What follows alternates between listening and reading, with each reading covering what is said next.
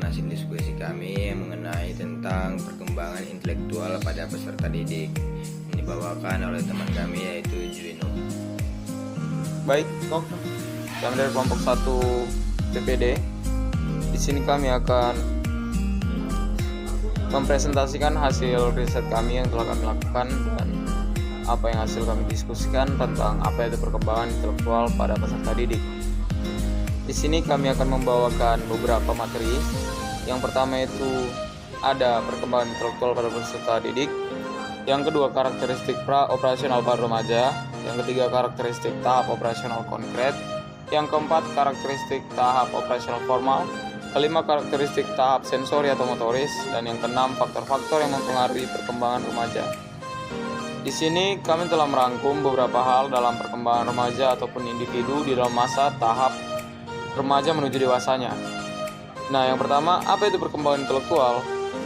Dalam Kamus Besar Bahasa Indonesia, KBBI, intelektual adalah yang berarti cerdas, berakal, dan berpengetahuan yang tinggi. Intelektual secara umum diartikan sebagai kecakapan yang tinggi dalam hal berpikir, dan dalam kata lain, perkembangan intelektual memiliki arti sebuah tahapan di mana seorang remaja mempelajari dan menerapkan pengalaman yang mereka peroleh dengan seiring berjalannya waktu, ingatan, penalaran, serta kemampuan berpikirnya untuk menanggapi segala sesuatu. Jadi dalam perkembangan intelektual yang pertama, kami mengatakan seseorang remaja mampu berakal cerdas, mampu bernaluri ketika memang dalam pengalaman, ketika memang yang dilihat dia secara tidak langsung itu mengajari dia untuk menjadi sosok yang cerdas, yang dimana pengalaman yang ia peroleh dari seiring waktu berjalan membuat dia berpikir dan bernaluri dan berlogika tentang bagaimana cara melakukan ini, ataupun hal-hal lainnya dalam ruang lingkup intelektualnya. Seperti semisal mengembangkan hobinya.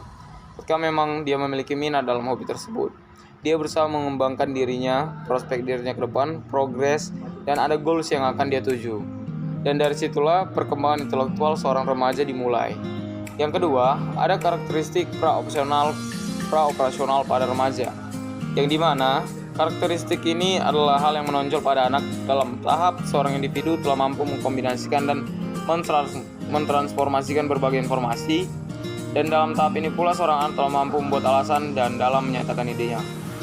Jadi di sini seorang anak sudah bisa diminta untuk berargumentasi, dan setiap argumentasi yang ia punya kita bisa meminta alasan-alasan yang ia punya.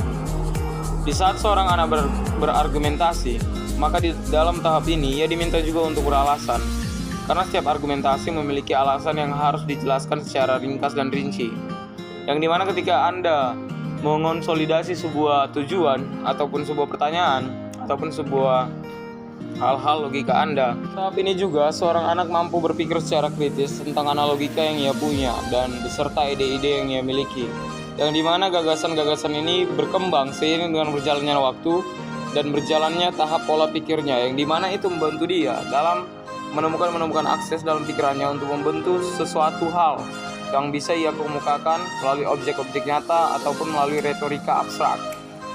Nah, pada karakteristik ini juga seorang anak telah mengerti adanya hubungan sebab akibat dalam satu peristiwa konkret, meskipun jalan logikanya belum tepat, yang dimana ia mengerti sebuah tragedi terjadi ataupun hal-hal yang terjadi, tapi ia belum mengerti alasan itu terjadi, sebab akibatnya apa. Meskipun dia sudah mengerti alasannya, tetapi belum tentu dikatakan bisa tepat alasan yang ia punya. Yang pertama, dia dalam tahap ini dia berpikir secara imajinatif, berbahasa egosentris, memiliki ego dan keras kepala yang tinggi, dan memperlihatkan bahasa yang pesat dan tepat, yang dimana berpikir imajinatif adalah berkembang secara logika seperti yang saya sebutkan tadi, dan berbahasa egosentris adalah bahasa yang menuntut egonya untuk memenangkan argumentasi yang ia punya. Dan ketiga, dia memiliki ego dan keras kepala yang tinggi, yang dimana seseorang individu pada tahap perkembangannya ia memiliki egosentris yang sangat tinggi, yang bisa dikatakan mampu mengalahkan layaknya orang dewasa, karena di tahap ini sosok remaja diuji kestabilan mentalnya, di mana masa labilnya itu masih jiwanya masih tinggi. Nah, dan keempat yang terakhir, dan memperlihatkan bahasa yang pesat dan tepat, yang dimana bahasa yang ia gunakan adalah bahasa formal ataupun informal, tapi menggunakan bahasa secara teratur, yang dimana ejaan bahasa dan frasa bahasa yang digunakan dalam kesehariannya itu sudah dimiliki oleh orang lainnya juga. Nah, ketiga, karakteristik tahap operasional konkret. Pada tahap ini, individu ditandai dengan adanya karakteristik menonjol bahwa segala sesuatu yang telah dipahaminya sebagaimana kenyataan yang telah mereka alami.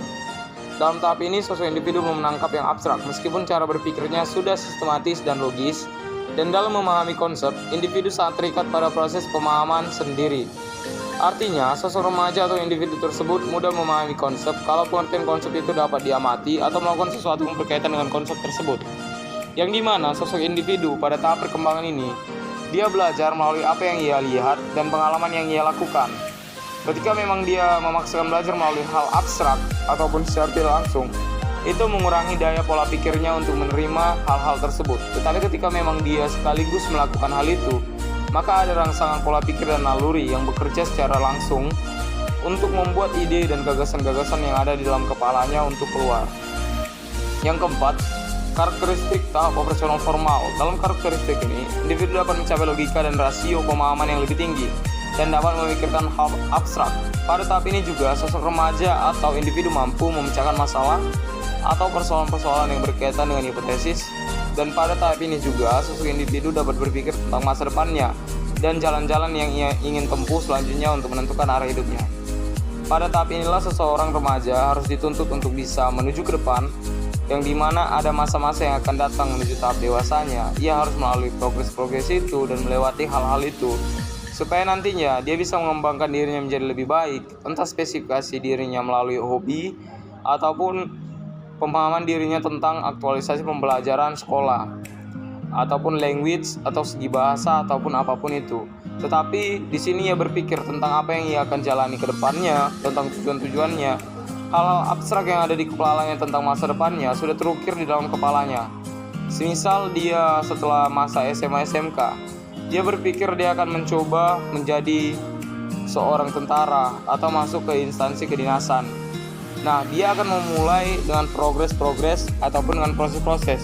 Tetapi tidak dikatakan juga dia mampu untuk melakukan itu tanpa ada build up atau sarana prasarana. Nah, dan pada masa ini juga sosok individu mulai mampu berpikir tentang peranan yang diperankan ke depan. Kelima, ada karakteristik sensorik atau motoris. Dalam karakteristik ini, tindakan individu masih bersifat naluri.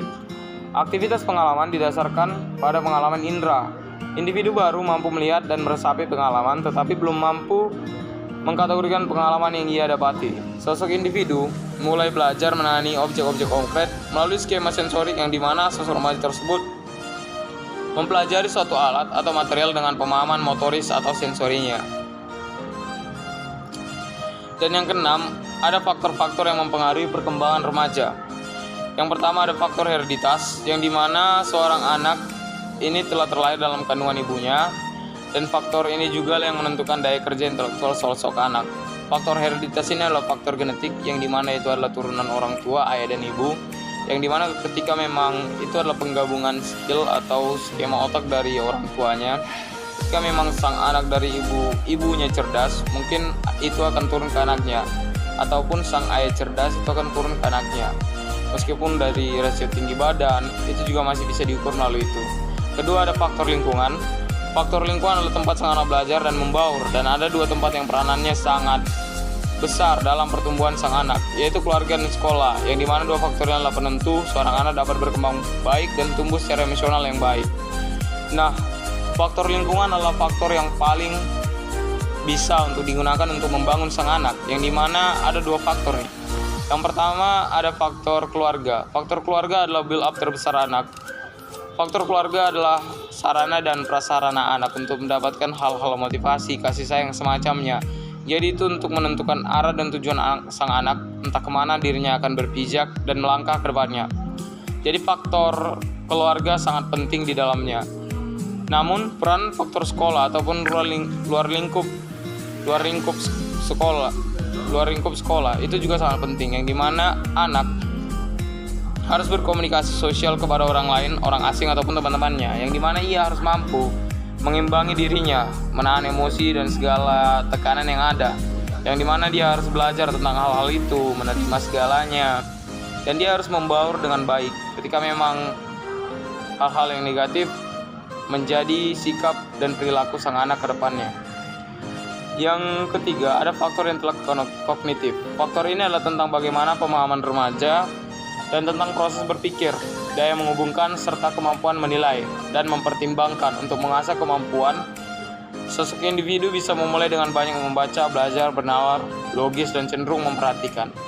Yang dimana faktor ini sangat mempertimbangkan di daya berlakunya pemikiran logis sang anak. Makanya faktor intelek kognitif mampu diasah oleh sang anak jika memang dirinya mampu berprogres dan berproses, yang dimana dia harus mampu belajar, menekankan dirinya secara intelektual dan aktual untuk menerima rangsangan yang ada dalam dirinya dan mampu survive untuk melakukan hal-hal yang bisa ia dapati. Jadi untuk faktor perkembangan remaja ada kesimpulan yang kami dapati, yang dimana faktor perkembangan remaja bisa dilewati dengan baik ketika memang sosok remaja itu mampu menemukan hal-hal positif yang ada dalam hidupnya dan bisa bernalar yang baik, berlogika yang baik, dan memiliki argumentasi yang tepat serta alasan yang tepat dengan ide-ide yang ia punya. Dan untuk yang kedua, ada prasarana dan sarana yang harus ia miliki, yang dimana ia bisa meminta seseorang untuk membangun dirinya, build up dirinya, dan membantu dirinya, tetapi itu tidak bisa dikatakan segalanya ada. Yang dimana sang anak juga kembali ke nomor satu, harus bisa survive sendiri. Dan yang ketiga adalah jangan lelah untuk berproses, karena dirinya juga masih dalam tahap labil, kestabilan mental dan fisik belum tentu terjaga sepenuhnya.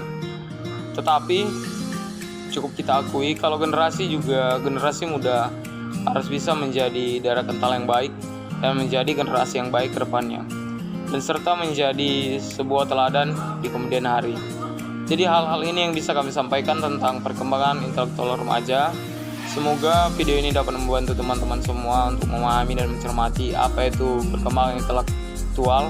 Dan terima kasih juga untuk ibu dosen kami yang telah memberikan kami tugas ini. Maaf jika banyak kekurangan dari hasil proyek kami. Hanya itu yang bisa kami sampaikan. Hidup terasa sepi tanpa kekasih. Cukup sekian dan terima kasih.